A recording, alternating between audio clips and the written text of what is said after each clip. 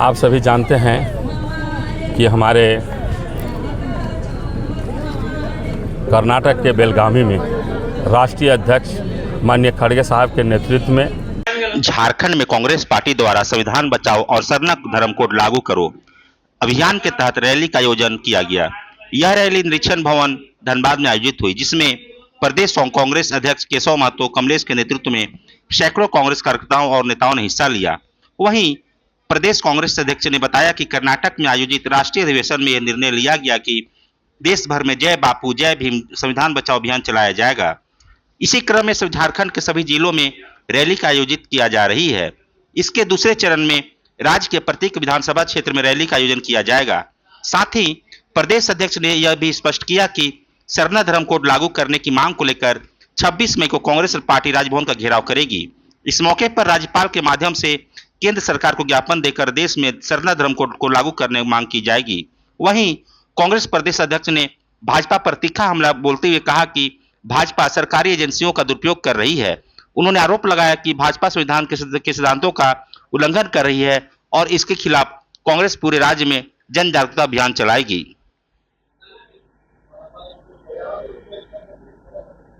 चलिए जी बताइए। आप सभी जानते हैं कि हमारे कर्नाटक के बेलगावी में राष्ट्रीय अध्यक्ष माननीय खड़गे साहब के नेतृत्व में एआईसीसी कार्य समिति की बैठक हुई थी, जिसमें संगठन सृजन और जय बापू जय भीम जय संविधान का प्रस्ताव पारित हुआ था। संगठन सृजन और जय बापू जय भीम जय संविधान का प्रस्ताव पारित हुआ था और उसी के बाद यह निर्णय लिया गया एआईसीसी की बैठक में कि सभी जिलों में सभी प्रदेशों में संविधान बचाओ रैली निकाली जाएगी। तो हमारा गत 6 तारीख को राज्य स्तरीय संविधान बचाओ रैली रांची के विधानसभा के पुराना विधानसभा मैदान में हुई। आज आपके यहाँ हो रही है, फिर दुमका में 3 बजे से है, कल गोड्डा में है, परसों देवघर में है। इसी तरह 2400 जिलों में हमारा ये कार्यक्रम चल रहा है। उसके बाद फिर विधानसभा स्तरीय संविधान बचाओ रैली होगी। इसी बीच में सारना कोड को लेकर जो हमारे आदिवासी सारना धर्म के उपासक हैं, प्रकृति के पूजक हैं, छठा कलम जो है हिंदू मुस्लिम सिख ईसाई बुद्ध और जैन का है, 7वां कलम है नहीं। और हम लोग चाहते हैं पूरे आदिवासी समाज अपनी अस्थिरता, अपनी अस्मिता और अपनी पहचान के लिए ये 7वां कलम सारना कोड की मांग कर रहे हैं, जिस पर हम लोग राजभवन घेराव 26 तारीख को करने वाले हैं, जिसमें हमारे प्रभारी श्री के राजू जी, सह प्रभारी डॉक्टर श्रीबेला साहब, ये सभी उपस्थित होंगे। ये संविधान बचाओ रैली को लेकर भाजपा का कहना है कि ये सब आप लोगों का ये कुछ है नहीं, जानबूझकर इशू बना रहे हैं। भाजपा अपनी बात करे, उससे हमको कोई मतलब नहीं है। जनता जानती है किस तरह ईडी का दुरुपयोग कर रही है, किस तरह संविधान को तार 272 में सरकार बनती केंद्र में, क्या ज़रूरत था 400 पार की मांग करने की। तो ये किस तरह से आज ईडी को ये लोग इस्तेमाल कर रहे हैं, किस तरह हमारे जो चुनाव आयोग जो हमारी संवैधानिक संस्था है, ऑटोनोमस बॉडी है, कैसे वहाँ ईवीएम और सारी चीज़ में गोलमाल करके कम से कम 100 सीट में भाजपा को जिताने का काम किया। ये तो प्रधानमंत्री क्या 200 जो इन लोगों को जो सीट आया वह भी सीट नहीं आता।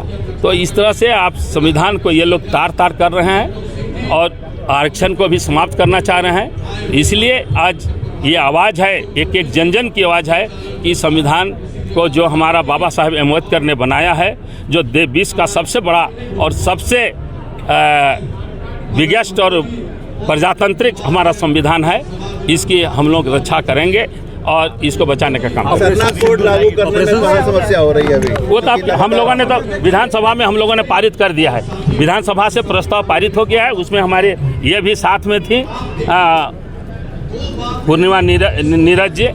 तो अब केंद्र सरकार के पाले है, इसलिए हम लोग केंद्र सरकार के नुमाइंदे जो महामहिम राज्यपाल हैं उसके सामने हम लोग सारना कोड को जोड़ा जाए 7वां कलम में। हम लोग वहाँ प्रदर्शन करेंगे, धरना करेंगे। उसके बाद हम लोग जंतर मंतर भी जाना पड़ेगा दिल्ली, तो हम लोग वहाँ दिल्ली जाएंगे। 13 साल से आपका कार्यालय हम धनबाद का बंद है, वो कब खुलेगा? प्रयास किया जा रहा है, देखिए जल्दी रिजल्ट मिलेगा। एक आदिवासी बाहुल्य क्षेत्र है और बहुत पुरानी, सिर्फ झारखंड के ही जो हमारे आदिवासी भाई बहन हैं उनकी ही नहीं, और भी प्रदेशों में जो आदिवासी बाहुल्य हैं वहाँ पर सभी लोगों की एक मांग है कि सरना कोड जो है हमको दिया जाए।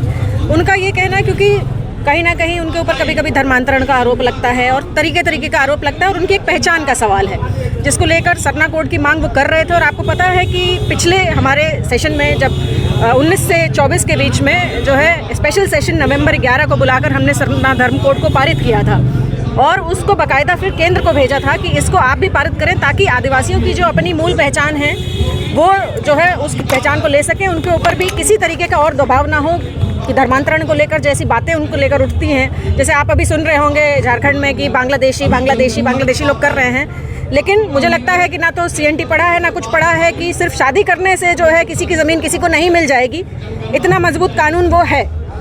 तो इन सब बातों को विराम लगे, उनको अपनी पहचान मिले। जल जंगल ज़मीन की बात हो रही है तो जो आदिवासियों की जो संपत्ति होती है वो जल जंगल ज़मीन होती है, उनकी एक पहचान ही नहीं है। और आप हर प्रदेश में जाइए, चाहे वो आप नॉर्थ ईस्ट के ट्राइबल्स के पास चले जाइए, उनकी अपनी एक पहचान उनको चाहिए, जिसका एक बड़ा कदम हमने उठाया था। और इसी बात को लेकर जो है 26 तारीख का संविधान बचाओ का हमारा कार्यक्रम इतने दिनों से चल रहा है। आपको पता है कि प्रदेश स्तर पर हो चुका है, आज जिला स्तर पर है, उसके बाद मंडल और प्रखंड स्तर पर भी जाएगा। उसके बाद जो हमारी तैयारी है, जो हमारी सरकार ने बहुत सच्चे मन से यहाँ के आदिवासी बाहुल्य लोगों के लिए किया, यहाँ के कि सरना धर्म कोड को हमको लागू कराना है, जिसका फ़ायदा सिर्फ झारखंड के लोगों को नहीं है, जिसका फ़ायदा बाकी सभी जो प्रदेशों में आदिवासी जनजातीय लोग रहते हैं उन सभी को होगा। तो इसको लेकर है और हमारी ये लड़ाई ऐसी जारी रहेगी। क्या लग रहा है? देखिए, राज्य का काम है, राज्य ने पास किया, विधानसभा से पारित किया और उसको केंद्र को भेज दिया। अब केंद्र को ने क्यों रोक कर रखा है? देखिए, अभी जातिगत जनगणना की वो इतनी बुराई कर रहे थे केंद्र में, हर जो है प्रधानमंत्री से लेके गृह मंत्री से लेके बड़े बड़े सारे मंत्री उठे, उन्होंने कहा जातिगत जनगणना गलत है, ये है वो है। फिर जो है जब पहलगाम में हमला होता है उसके बीच में उसको मोड़ने के लिए, बदलने के लिए, ताकि उस तरफ से आप रुख बदल के कहीं और चले जाएं, अचानक से कैबिनेट में पारित हो जाता है कि भाई जो अगला सेंसस होगा उसमें जातिगत जनगणना होगी। तो अगर काम और नियम कानून अगर कांग्रेस को बनाना है तो फिर वो लोग क्यों हैं वहाँ पर? तो बात इसकी हो रही है। तो इसी तरीके से सरना धर्म कोड हमने अभी भेजा है, अभी वो टालते रहेंगे। इसी तरह एक दिन देखेंगे कि अचानक से बोलेंगे कैबिनेट में कि सरना धर्म कोड जो है हम पारित करते हैं। तो हर चीज़ को वो जो है अपने तरीके से इस्तेमाल करना चाहते हैं, लेकिन जनहित की बात है, ये जनता के हित की बात है, हर एक व्यक्ति की बात है। आदिवासी भी इसी देश का नागरिक है, हिंदू भी इसी देश का नागरिक है, मुसलमान भी इसी देश का नागरिक है। आपको पता है ना कि पाकिस्तान से ज़्यादा मुसलमान इस भारत में हैं और वो भारतीय मुसलमान हैं, उन पर कोई टैग लगाने की हमको ज़रूरत नहीं है अलग से। तो हर व्यक्ति, चाहे सिख हो चाहे ईसाई हो, जो भारतीय है वो पहले भारतीय है, उसके बाद वो कुछ और है। तो हर व्यक्ति के जहाँ ज़रूरत की बात होगी, जनता की बात होगी, विपक्ष का काम क्या है? आप जब विपक्ष में हैं तो आपको आवाज़ उठानी है और वो हम करेंगे और हम कर रहे हैं, बोला है। और मुझे लगता है आप सबको जानकारी होगी, आप सब पत्रकार हैं, कि उसकी तैयारी चल रही है। जो नगर निगम का चुनाव रुका हुआ था वो ट्रिपल टेस्ट की वजह से रुका हुआ था, आपको पता है, और सारे जिलों में हो चुका है, अभी भी 3 जिले उसमें लंबित हैं।